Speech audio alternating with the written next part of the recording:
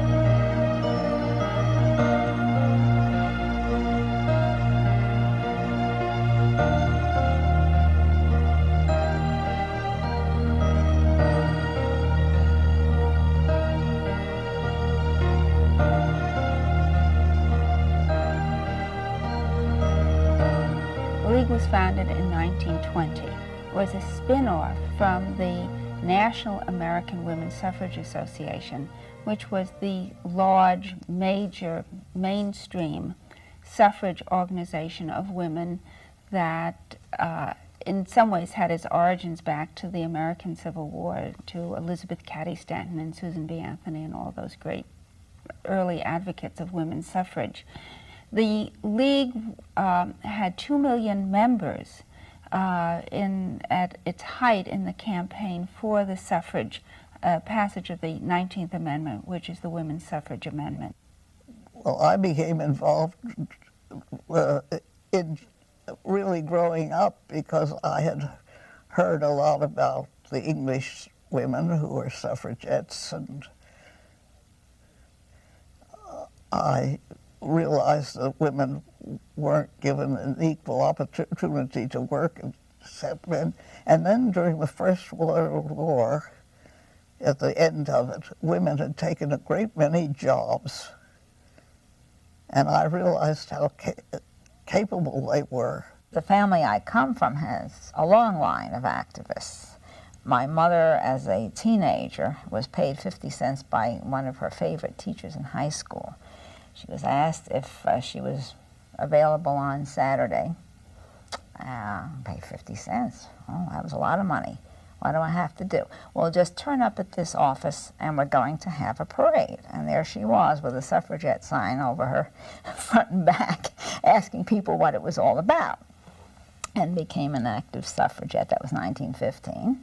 And then became a a pacifist after the war, and everything was very political in our house. Following the passage of the amendment, the League basically dissolved itself as a one-issue organization, and the president of the League, Carrie Chapman Catt, formed the League of Women Voters as a non-single issue women's political organization, but basically as a women's organization that would then take women from the suffrage movement and funnel them into electoral politics in the 1920s and the 1930s. Immediately they lost everything but 10% of their membership, so they were down then to 200,000 women as members. However, this was still the largest women's political organization in the 1920s and the 1930s, and very broad-reaching in its, again, in its interest and in its membership. I think the League has been very aware that oppression is oppression wherever it exists, and whether it is racism, sexism, ageism, or what, it's oppression. And the League has taken a stand against that. And even in the early years, there were black suffragettes. So I can claim the legacy of that as a member of the League, and personally as well, because my great-grandmother was the first one to vote in Southwest Philadelphia when women got the vote in 1920. So my sense of history about it may be different from most people's, but it is a passionate one because it's real to me as a person and as an organizational leader. From the beginning of the organization, which came out of the women's suffrage movement, the League was interested in social issues. They had social concerns, especially for women and children, and labor protection for them, because they were groups that were oppressed in many different ways and did not have rights. The League has been interested for so many years in different matters concerning the environment, which affects everybody. And we've always been aware of how the environment, who suffers from unhealthy environments. Frequently, it's poorer people. The kinds of things that the League gets involved in terms of testifying for public hearings, investigating issues, the kinds of things that we put on for cable television, the kinds of things that we do even when we're doing our debates is to educate the public. And that is in an antithesis to what most people's image of the League is. I think most people view the League as Muffies and Buffies doing something benevolent. Remember the pride and the passion of those who march for our rights. We will carry the pride and the passion, ever onward, ever upward to new heights.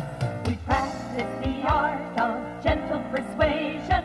We argue politely on every occasion.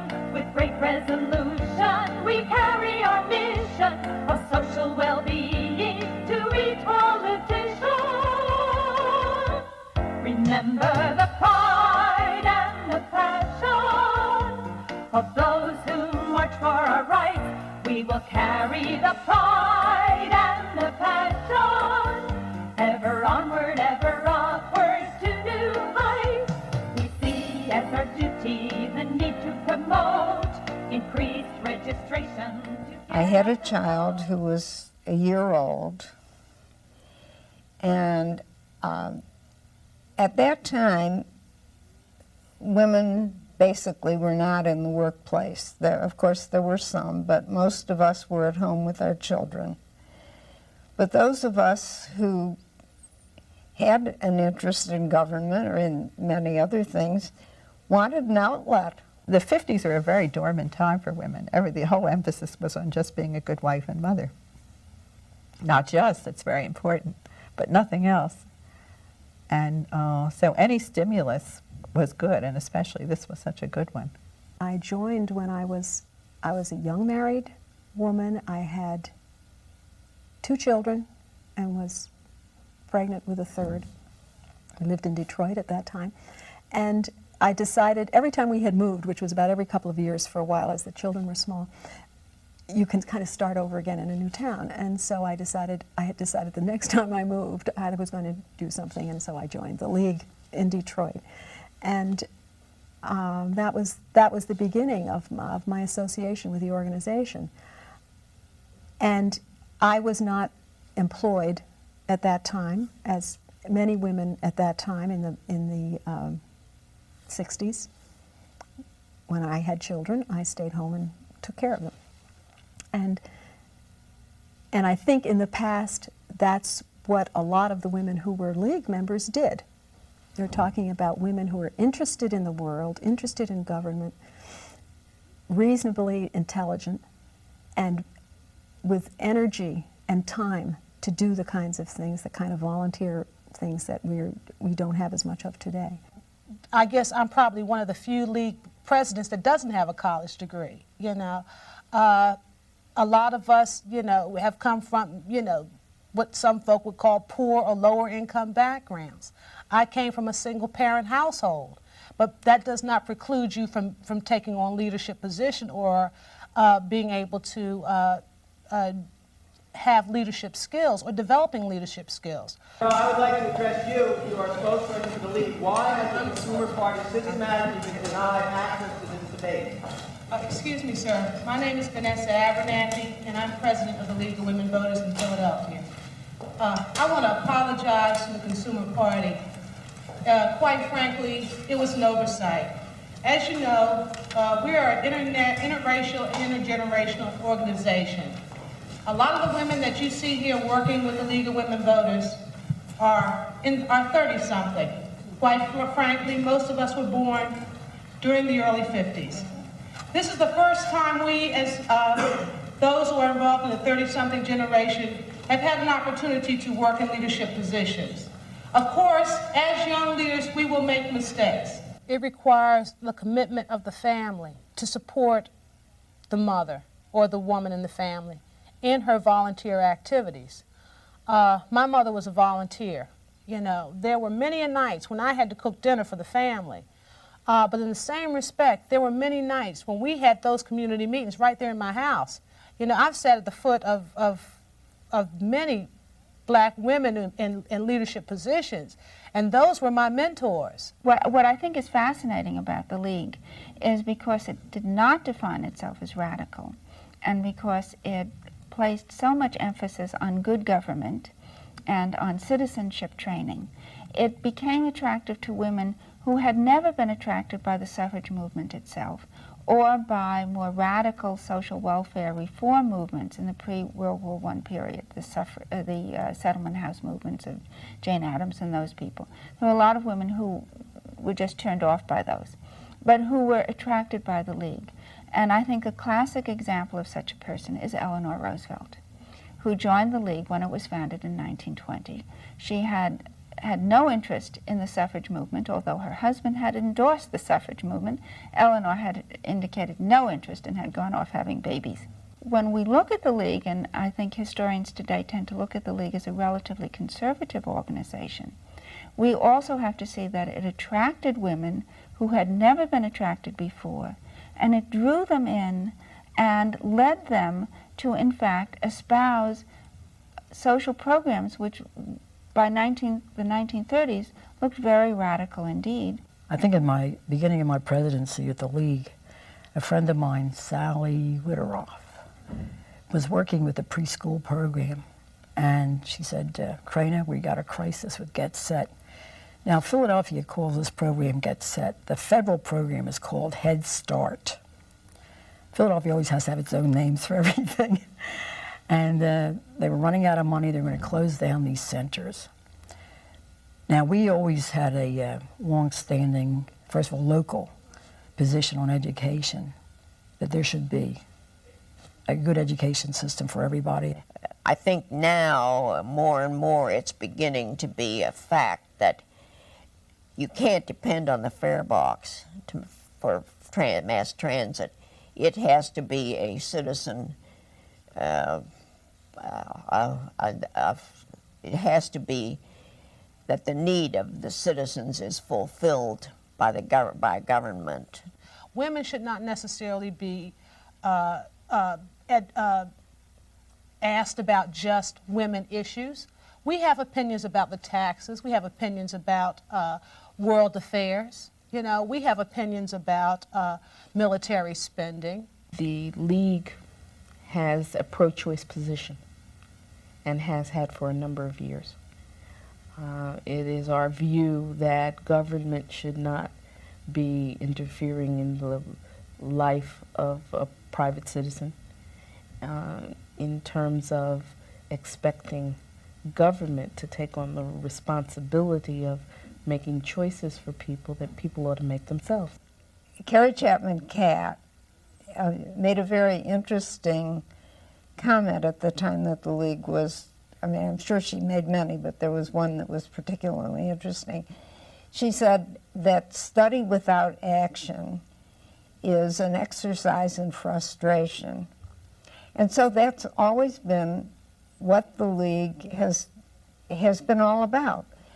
Study of an issue to know where we're going, what we think we want to do about a solution to a problem, and then action. Their way of studying, coming to consensus, and it broadens your own mind. You come in with one attitude and you sit and listen to 5 or 10 people with different opinions discussing it. You can't help but start to broaden your own attitude and wake up to what else is around, which is one of the most important things, important parts of the League experience. I didn't think I would like lobbying, but I did like that after a while.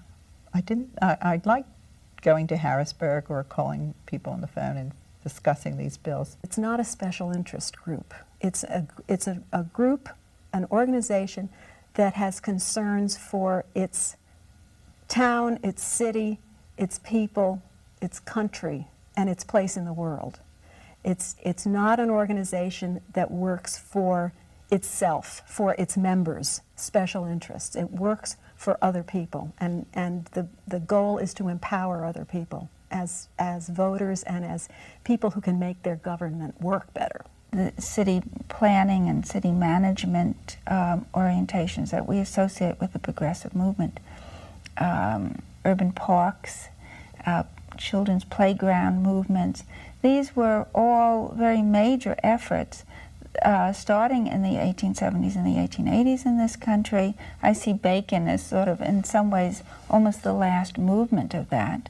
And always from the beginning, these attracted the interest of women. I'm thinking also of Jane Addams, who said women were the housekeepers of America. I was made aware of how terrible, what a terrible situation the city was in, because I went down into the district around Independence Hall to get some work done on my sculpture, and I just noticed all the houses were blocked up, and the whole city seemed to be in a mess. Mrs. Levy as a person played an important role in our deliberations.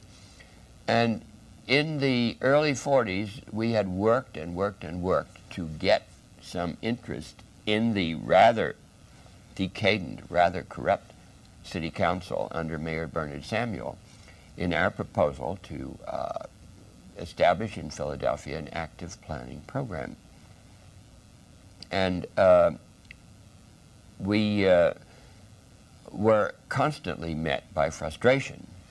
At that era, the main idea in the United States of what a planning program is was the USSR, the Russian 5-year plan. And so when we proposed planning to many, many people in Philadelphia, they immediately identified our group of young people, we were about 80 by that time, as being agents of Moscow.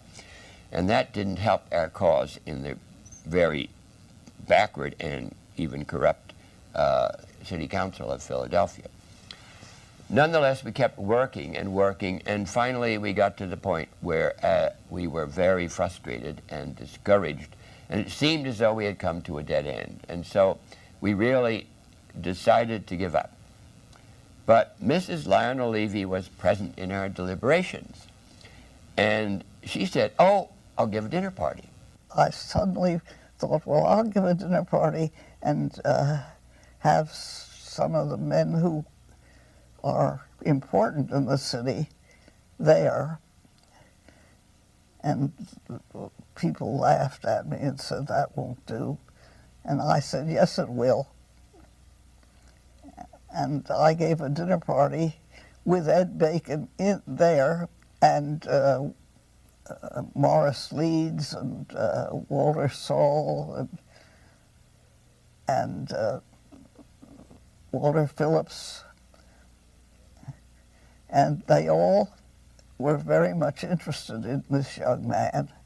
In a sense, it's almost that one particular link that everything had really gotten down to the point of deep discouragement. And it's only because of the link that that individual, Mrs. Lionel Levy, provided, that her dinner party then reestablished a dialogue, and everything went on from there. Throughout American history, a concern that the city work, that the city provide for women and children, that it provides safety and health and playgrounds and decent public spaces.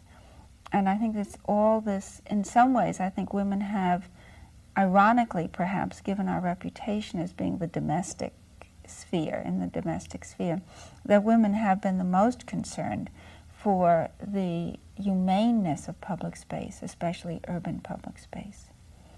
And I think the League has always been associated with that and has done very long and hard, arduous, and quiet work in those areas.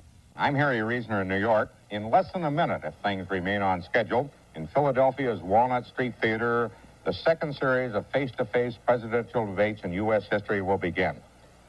As you can see, the two candidates, Gerald Ford and Jimmy Carter, are in position on the stage of the theater, the site selected by the sponsor of these debates, the League of Women Voters. One morning, Ruth Klusen, the national president of the League of Women Voters, called me and she said, Joyce, the first debate is going to be in Philadelphia at the Walnut Street Theater. And she told me that I was not allowed to tell anyone. She gave me all the details, but she told me that I was not allowed to tell anyone until noon. As soon as I hung up the phone, my daughter was home, and I screamed, Sally, the debate's going to be in Philadelphia. I better wash my hair. I went to the League office, and it was bedlam. The telephone was ringing off the hook. It was ringing with people from the media. It was ringing at least half with citizens who wanted tickets to the debate. In the end, we had 200 tickets because all of the equipment took up the orchestra section of the Walnut Street Theater, and we just had the balcony. But it was a very, very hectic time. It was a very exciting time, and it was a wonderful time. By 1983, when I was president, Carol Baer, who had been our debate director, came to me and she said, hey, we got to do something really with this mayoral election. Let's see if we can do it bigger and better. It's been billed as the great debate, and rightfully so. Tonight, live from the Channel 3 studios, Democrats Frank Rizzo and Wilson Goode go head-to-head, tackling the issues that will face the next mayor of Philadelphia. It was a good time because there were two Democratic candidates that were of national note. One was Frank Rizzo, who had been mayor and always brought national coverage to the city.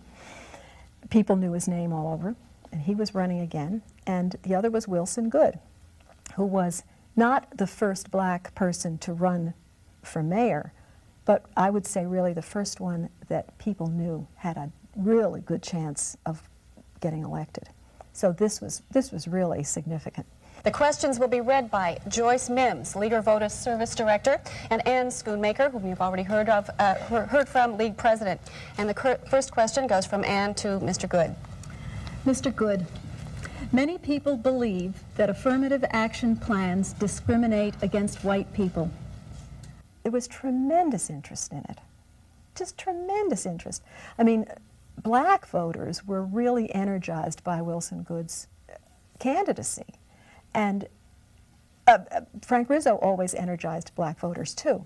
So that was where you saw tremendous interest in an election that you hadn't seen. It was very broad-based. Well, the national media they all wanted to come too. They were going to cover it. Everybody was very tense about this debate anyway. And we had an audience of about 100 people, league people, candidates' family, and press.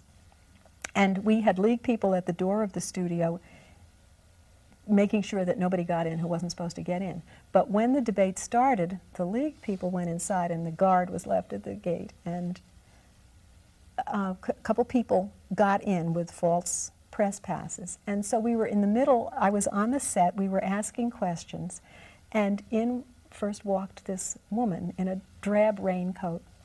All the beautiful buildings you see. Douglas for Governor campaign. We demand that this debate be ended and that Steve Douglas, who is We had a very involved system of tickets and press passes and who was allowed in and so forth and so on, and somehow, right smack in the middle of everything, this woman in a raincoat, that's mostly I remember about her, charges on and wanted to say something, and was then dragged off, and the security personnel, I flew out.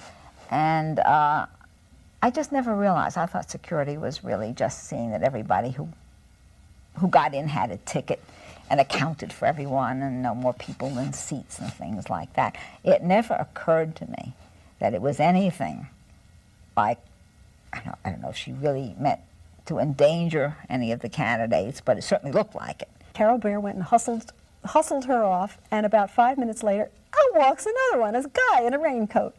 Somebody from the station said to me, "You have to take him off." So I took off my microphone, and by that time Rizzo, who was standing there right near the guy, had reached out his two big hands to put on the shoulders of the fellow to move him out of the way.